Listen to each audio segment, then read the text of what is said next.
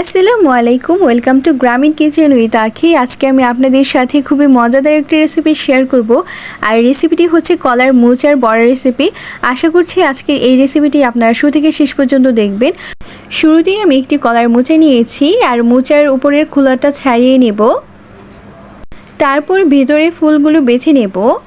ফুলগুলো বাছার নিয়ম হচ্ছে মাঝখানে শক্ত ডাঁটাটা ফেলে দিতে হবে, আর সামনের পিছের পাপড়িটা ফেলে দিতে হবে, আর পিছনের শক্ত খোসাটাও ফেলে দিতে হবে। একই প্রসেসে সবগুলো বেছে নিতে হবে। বাছা হয়ে গেলে সবগুলো মোচা কুচি কুচি করে কেটে নিতে হবে। আর অবশ্যই কাটা মোচাগুলো পানি দিয়ে ভিজিয়ে রাখতে হবে, তা না হলে কালো হয়ে যেতে পারে।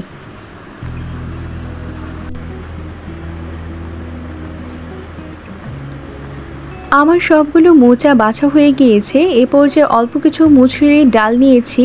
যেহেতু আমি মোচার বড়া বানাবো, এতে আমি মুসুরির ডালও দিব।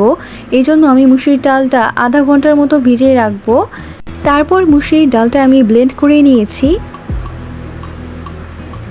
এইদিকে আমি বড়ার মিশ্রণ বানানোর জন্য কলার মোচাগুলো নিয়ে নিয়েছি। এতে আমি 1 চা চামচ হলুদের গুঁড়া দিয়ে দিলাম, 1 চা চামচ মরিচের গুঁড়া দিয়ে দিলাম,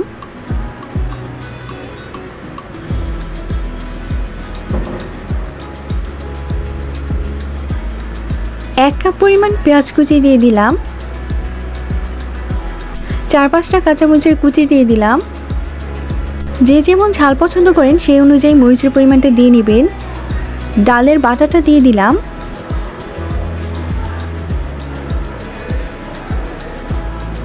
দেড় কাপ পরিমাণ বেসন দিয়ে দিলাম। এখন মিশ্রণটি ভালোভাবে মেখে নেব।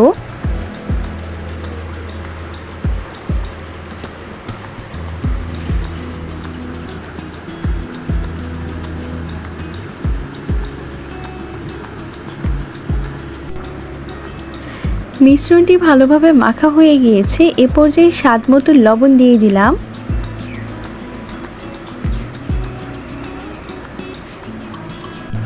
এক চা চামচ আদা রসুন বাটা দিয়ে দিলাম। লবণ ও আদা বাটা দেওয়া হয়ে গেলে আবারও ভালোভাবে মেখে নেব।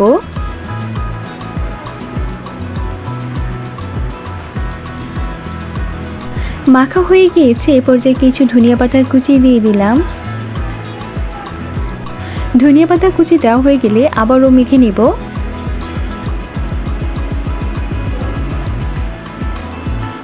ধনিয়া পাতা দিয়ে ভালোভাবে মাখা হয়ে গেলে কিছু চিংড়ি মাছ দিয়ে দিলাম।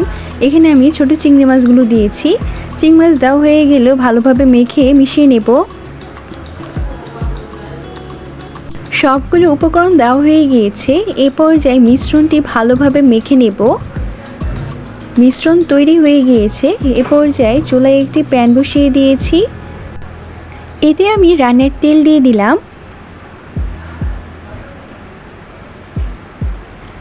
তেল গরম হয়ে এসেছে। এ পর্যায়ে হাত দিয়ে গোল গোল করে বড়াগুলো দিয়ে দিব।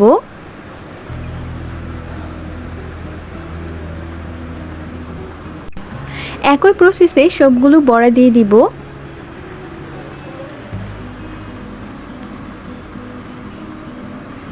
বড়া ভাজার সময় অবশ্যই চুলার আঁচ মিডিয়ামে রাখতে হবে, তা না হলে বড়া পুড়ে যাবে এবং ভেতরে সেদ্ধ হবে না। সবগুলো বড়া দেওয়া হয়ে গিয়েছে।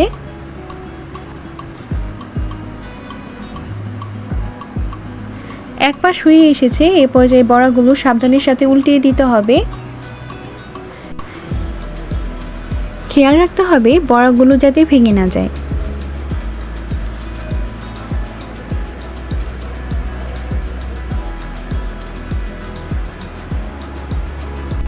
বড়ার দুপাশে ভালোভাবে ভাজা হয়ে গিয়েছে।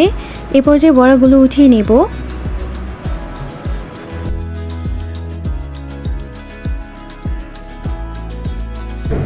আজকের রেসিপিটি আপনাদের কাছে কেমন লেগেছে তা কিন্তু অবশ্যই কমেন্টে জানাতে ভুলবেন না। দেখতেই পাচ্ছেন বড়াগুলোর কালারটা কতটা সুন্দর হয়েছে। বাকি বড়াগুলোও আমি একইভাবে ভেজে নেব।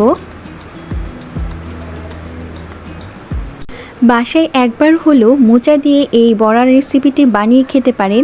আশা করি সকলেই অনেক বেশি পছন্দ করবে। আজকের মতো এখানেই বিদায় নিচ্ছি। দেখা হবে নতুন কোনো রেসিপি নিয়ে।